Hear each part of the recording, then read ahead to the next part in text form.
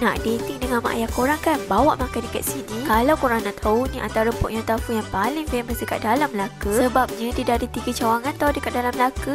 Nama kedai ni Yong Tau Foo Tok Mei. Dan cawangan yang Kak Jim dia pergi ni dekat Merlimau. Kali ni Kak Jim dia datang untuk bawa mama rasa sendiri Yong Tau Foo dekat sini. Paling best dekat sini, Kak Jim dia tertarik dengan dia punya mi. Dia pula macam-macam warna tau, meriah nampak. Datang bawa anak-anak tu confirm diorang akan tertarik. Ada macam-macam pilihan warna tau, ada warna purple, hijau. Mi dia pula jenis organik, kenyal-kenyal, sesuai tau untuk anak-anak korang sebab mi dia lembut, tak berat. Kak Jim lah ambil sikit-sikit je, korang nak rasa semua sekali korang tengok penuh semangkuk. Makan pula panas-panas, cicah dengan sos Tok Mei ni memang padu lah. Serius, sos dia pula jenis pekat, rasa manis, pedas, memang ngap sangat makan dengan mi dia. Anak-anak pun boleh makan, sebab sesuai juga untuk kanak-kanak. So dah lalang sekarang ni kan tengah cuti sekolah, elok sangatlah korang bawa mak ayah korang datang dating, makan dekat Yong Tau Foo Tok Mei ni. Jangan risau, tempat pun selesa je, sesuai untuk makan dengan family ramai. Waktu operasi di semua cawangan Tok Mei, semabuk, jasa dan juga Merlimau dari jam 4 petang hingga 11 malam tau. Jangan lupa serbu, okey? Bye, Assalamualaikum.